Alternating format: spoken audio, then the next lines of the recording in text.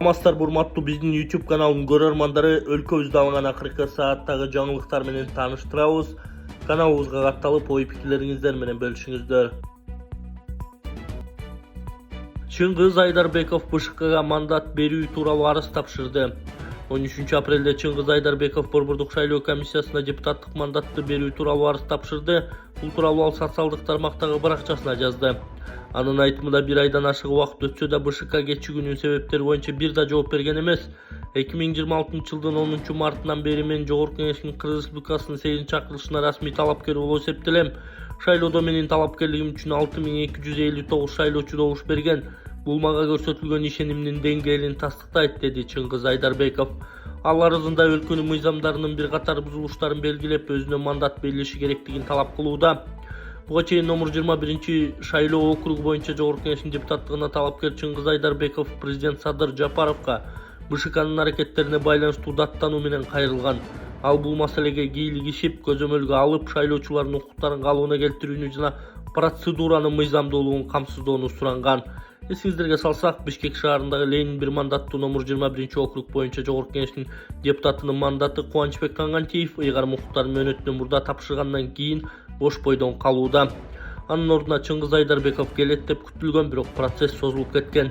Чыңгыз Айдарбеков буга чейин Тышкы иштер министри кызматын аркалап, Жогорку Кеңештин мурунку чакырылышындагы депутаты болгон. Парламенттик шайлоодо ал 6259 добуш алган. Бишкекте спорттук күрөш боюнча Азия чемпионаты жыйынтыкталды. 12 апрелде Бишкек шаарында спорттук күрөш боюнча Азия чемпионаты жыйынтыкталды. Бул тууралуу Дене тарбия жана спорт мамлекеттик агенттигинен билдиришти. Маалыматка ылайык, мелдеш 6 апрелден 12 апрелге чейин Жаштык арена спорттук комплексинде өттү. Континенттик биринчиликке Азиянын 31ден ашык өлкөсүнөн 350ден ашык балбандар катышып күч сынашты. Кыргызстандын курама командасы татыктуу жыйынтыктарды көрсөтүп 12 медаль жеңди.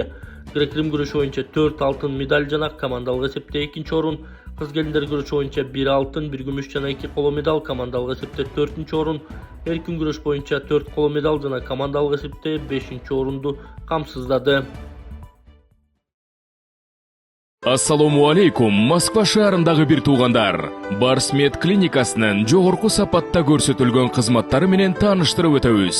Урология кызматы, инфекциялык жугуштуу ооруларды даарылоо, сүннөткө отургузуу, операция кылуу, гинекология, УЗИнин бардык түрлөрү, кош бойлуу эне жана балага кам көрүү, инфекциялык жугуштуу ооруларды кароо жана башка, стоматология, челюстно-лицевая хирургия, бет жак хирургиясы, тиш алуу жана салуу, брекеттин бардык түрлөрү, имплант коюу, тишиңизге керектүү бардык көйгөйлөрдү кароо. Андан сырткары төмөнкү адистердин кызматтары көрсөтүлөт.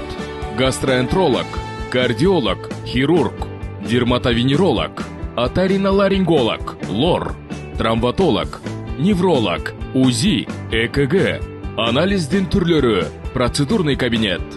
Биздин дарек метро бульвар Рокоссовского, выход 2, улица Ивантеевская, 21. Барсмед клиникасы. Улуттук коопсуздук кызматынын мурдагы төрага орун басары Даниэль Рысалиев кармалды. Улуттук коопсуздук кызматынын төрагасынын мурдагы орун басары Даниэль Рысалиев кармалды. Бул тууралуу ишенимдүү маалымат булактар кабарлашты. Кечээ ал суракка чакырылып, андан кийин кармалган. Аны менен кошо УКМКнын башкармалыктарынын биринин мурдагы башчысы Урмат Нарбаев да убактылуу кармоочу жайга киргизилген. Экөө тең коррупцияга шектелүүдө. Белгиле кетсек, Рысалиев атайын кызматты Камчыбек Ташиев жетектеп турган кезде анын орун басары болгон. Эркештамда өз өмүрүнө кол салган чегарачы көз жумду. Кыргыз-Кытай чегарасындагы Эркештам өткөрүү постунда өз өмүрүнө кол салган чегарачы көз жумду. Мамлекеттик кызматы билдиргендей, жоокердин өмүрүн сактап калуу үчүн бардык чаралар көрүлгөнүнө карабай, аны аман алып калууга мүмкүн болгон жок. Эсиңиздерге салсак, келишим боюнча кызмат өтөп жаткан 22 жаштагы чегарачы 7 апрелде өз жанын кыюуга аракет кылган. Ага Алай райондук ооруканасында операция жасалып, абалы оор деп бааланып жаткан.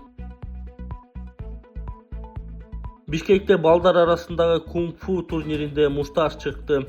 Бишкекте өспүрүмдөр арасындагы кунг-фу турнири учурунда массалык мушташ чыкты. Окуянын видеосу социалдык тармактарга тараган. Массалык мушташтын катышуучулары милицияга жеткилип, окуянын бардык жагдайларын тактоо үчүн зарыл иш-чаралар жүргүзүлүүдө. Текшерүүнүн жыйынтыгында укуктук баа берилери кошумчаланды. Кыргыз Республикасынын хоккей командасы дүйнөлүк чемпионатта 2-дивизиондогу ордун сактап калды. Кыргызстандын хоккей боюнча курама командасы дүйнө чемпионатынын жыйынтыгы менен 2Б дивизиондагы ордун сактап калды. Бул тууралуу Спутник агенттигине Улуттук хоккей федерациясы билдирди. Бул дивизиондогу дүйнөлүк биринчиликте ата мекендик команда 5-орунду ээледи. Акыркы 6-орунду алган тайвандык команда 3-дивизионго түшөт. Аларда 3 упай 1 жеңиш болсо, кыргызстандыктарда 1 упайга көп 1 жеңиш жана овертаймдагы 1 жеңилүү. Бул үчүн 1 упай берилет. Хоккей боюнча дүйнө чемпионатынын 2Б дивизиону 6-12 апрель күндөрү Болгарияда өттү. Кыргызстан курама командасы бул мелдешке биринчи жолу катышты. Буга чейин алар 3-дивизиондо гана ойношкон. Бакиев каза болду. Апрель инкылабындагы кулатылган мурдагы президент Курманбек Бакиевдин иниси Акмат Бакиев каза болгонун Азаттыкка анын жакындары ырасташты. Маалыматка ылайык 66 жаштагы Бакиев 13 апрелде Өзбекстандын аймагында каза болгон. Ал соңку жылдары ооруп жүргөнү айтылууда. Акмат Бакиевдин сөөгү туулуп өскөн Жалал Абад облусунда жерге берилет. Акмат Бакиев агасы Курманбек Бакиев бийликте турган жылдары Жалал Абад облусундагы таасирдүү фигуралардын бирине айланган. 2010 жылы жайында кармалып, апрель-июнь окуяларындагы башаламандыктар боюнча 7 жылга эркинен ажыратылган. 2012 жылдын башында ден соолугуна байланыштуу жатак абакка которулган. Ошол жылдын март айында Бакиевдин өлкөдөн качып кеткени маалым болгон. Андан бери анын кайда экени тууралуу расмий маалымат берилген эмес. Экс-депутат Аида Исатбек кызы эмгек министринин орун басары болуп дайындалды.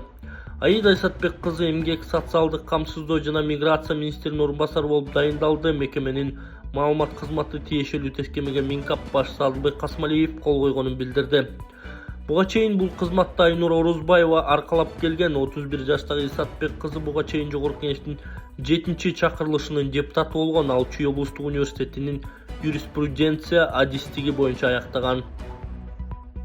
Диализ аппаратта жатат экен, ушинтип бөйрөгүнөн пересадка болуш керек экен. Жана ошондой эле көзү көрбөйт экен эженин. Оңдар колуңуздардан келишинче жардам берип, айыгып кетишине себепчи болуп калыңыздар. Бул жакта Жумагүл эже 30 жашта, ушул 5 жылдан бери ушул оору менен жабыркайт. Жакта апасы сахарный диабет бар экен, бөйрөгү иштен чыгып ушу диализде, анан көзү дагы көрбөйт. 3 оору менен Алла таала ушундай бир сыноо беришиптир. Биз дагы да кабар алып турабыз. Бул жакта ушинтип эжеке ушул өзүн биле албай жатат. Успокаивающий берип койду азыр, Успокоивающий кол менен жатат да, аппараттан кыйналып атат. Апасы дагы бул жакта ушул кыз үчүн чуркап, көп жылдан бери ушу кыздын аркасында больница менен кыдырып ушул жакта жүргөн учуру. Операцияга $22,000 сурап атышыптыр врачтар. Чет өлкөдө болот экен, Турцияда же болбосо Индияда, эки өлкөнүн бирөөсүндө болот. Колуңуздардан келишинче ушул каражат сиздер үчүн, эми көпчүлүк үчүн аз эле каражат, 200 сомдон 100 сомдон салып отуруп, биз эле ушул каражат чогулуп кетет деген үмүттөбүз.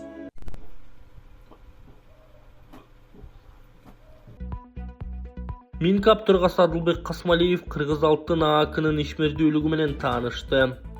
Кыргыз Республикасынын министрлер кабинетинин төрагасы, Кыргыз Республикасынын президентинин администрациясынын жетекчиси Адылбек Касмалиев Кыргыз Алтын ачык акционердик коомунун ишмердүүлүгү менен таанышты. Алгач Минкап төрагасына Кыргыз Алтын ААКынын башкармалыгынын төрагасы Кубат Абдраимов компаниянын алтын куймаларын сатуу боюнча фирмалык дүкөнүнүн ишмердүүлүгү тууралуу маалымат берген. Маалыматка ылайык, жыл жыйынтыгы боюнча дүкөндүн кирешеси 855 миллион сомдон ашып, алтын куймаларга болгон суроо талаптын жогору экендиги аныкталып, бул багыт натыйжалуулугун көрсөткөн. Эсиңиздерге сала кетсек, Кыргыз Республикасынын президенти Садыр Жапаров тарабынан берилген тапшырманын негизинде 2024 жылдын август айында Чендик алтын куймаларын чыгаруучу завод ишке киргизилген.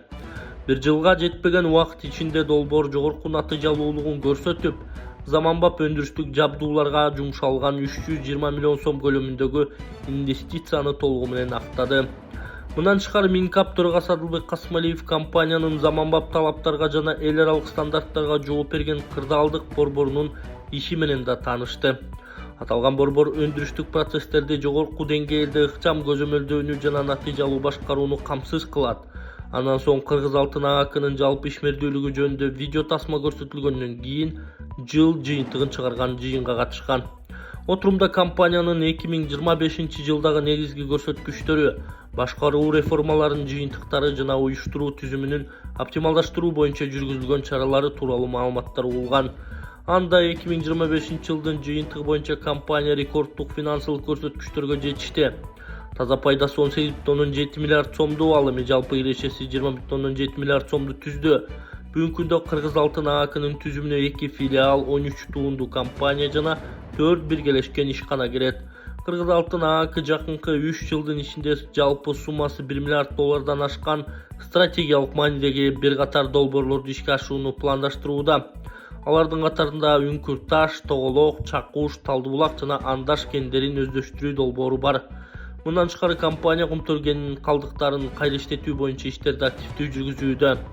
Отурумда Минкап төрагасы Адылбек Касымалиев мамлекеттин алтын жана тоо кен тармагындагы жалпы саясаты боюнча сөз сүйлөп, бир катар тапшырмаларды берди. Бул жерде Кыргыз Алтын ААКнын жетишкендиктери жана мамлекеттик ийгиликтердин башында президент Садыр Жапаровдун күчтүү деми бекем саясий эрки турганын белгилеген.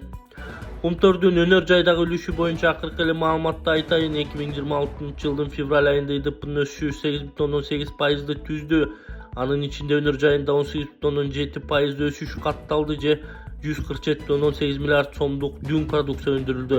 Кумтөрдү кошпогондо 88,2 миллиард сомду түздү. Эми бул сандын алып таштаганда өнөр жай тармагында Кумтөрдүн үлүшү 59 миллиард сомду же февраль айында ИДПнын 22,6%дын Кумтөр түзүп жатат. Тиешелүү түрдө Кумтөр Кыргыз Алтынынын акыркы 5 жылдагы өсүп бараткан ишинде да түздөн түз таасирин тийгизип жатат, деди ал. Адылбек Касымалиев ошондой эле тоо кен тармагындагы жогорку жана атайын орто окуу жайлар менен тыгыз кызматташып, алардын ишке тартуу керектигин, айрыкча жергиликтүү калктын балдарын окутуу зарылдыгын кошумчалаган. Анын себеби жумуш орундарында инженердик адистерден тартып, жөнөкөй жумушчуларга чейин дээрлик жергиликтүү эл түзөт. Минкап төрагасы Адылбек Касымалиев жалпысынан тоо кен тармагы 2025 жылы бюджетке 65,4 миллиард сом киреше алып келгенин, ошол эле учурда алтындын баасы да 2 эсеге өсүү болуп жатканын кошумчалады.